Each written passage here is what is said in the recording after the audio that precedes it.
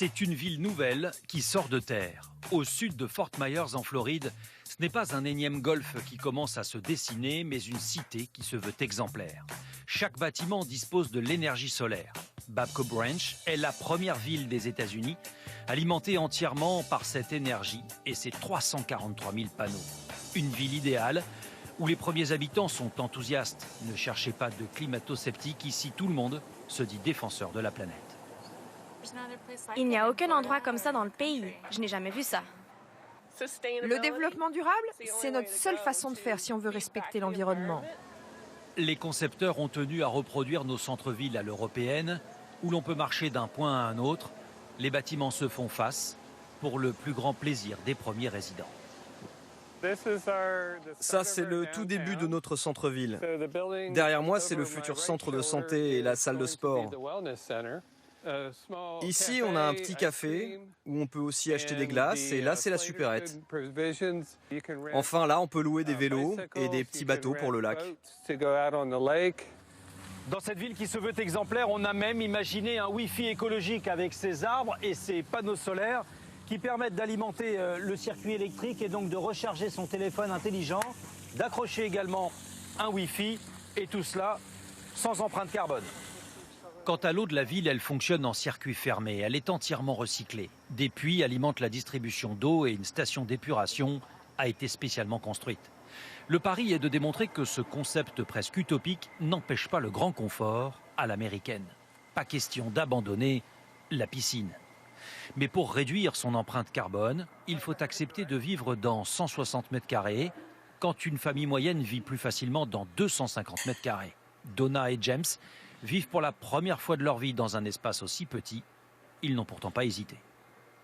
C'est la première fois que l'on partage un dressing depuis 1976. Les prix des maisons varient de 200 000 à 500 000 euros. C'est 2 fois plus cher que le prix moyen de la région, mais avec des matériaux bien plus solides. Nous avons une excellente isolation dans la toiture qui nous permet de garder la maison à bonne température. Les fenêtres aussi sont renforcées, ce qui empêche les pertes d'énergie. Pour Donna, vivre ici est un acte militant. Investir dans ce projet est une façon de prouver que l'Amérique peut être moins gourmande en énergie. On est très fiers de réduire notre empreinte carbone, notre impact sur cette terre. On est des pionniers. Tout cela a été rendu possible grâce à un investissement gigantesque. Voici la plus grande ferme solaire de Floride qui alimente la ville.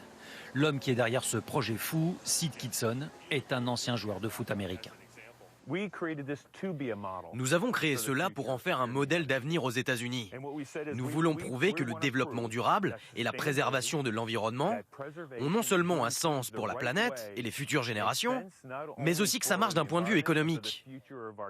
Si les maisons se vendent bien, on arrivera à prouver que c'est viable économiquement, alors tout le monde voudra faire pareil. Car les maisons sont construites en fonction des réservations et pour l'heure, seule une centaine de familles a signé, un sacré pari sur l'avenir. Autre volonté, révolutionner les déplacements. Pour le moment, ce véhicule électrique et autonome a la lourde tâche de cohabiter avec les voitures à essence, mais il est destiné à les remplacer. C'est une entreprise française qui a lancé ce bus automatique sans conducteur. Un deuxième doit suivre prochainement. Le but, c'est de pouvoir appeler le véhicule pour qu'il vienne nous chercher à domicile et nous amener où on veut aller sur la ville, dans la ville.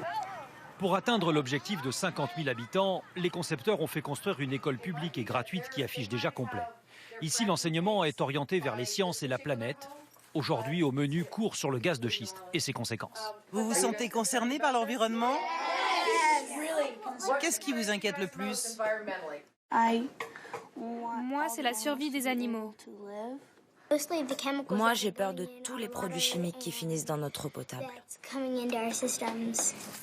Des enfants dont tous ne sont pas résidents mais qui mangent déjà bio chaque midi grâce au potager de la ville. Si les plus petits sont convaincus, tous les parents, eux, ne sont pas prêts à devenir propriétaires dans la ville verte. C'est marrant d'observer toutes ces nouvelles expériences alors qu'on conduit encore nos gros 4x4. C'est vrai que ce serait pas mal de faire un effort. Preuve que les concepteurs ont vu grand, ils ont commencé par acquérir un territoire équivalent à 6 fois la taille de Manhattan. Mais 80% de la zone a été revendue à l'État de Floride pour en faire une réserve naturelle où les alligators seront des voisins attentifs de cette première aux États-Unis. Plus près de nous.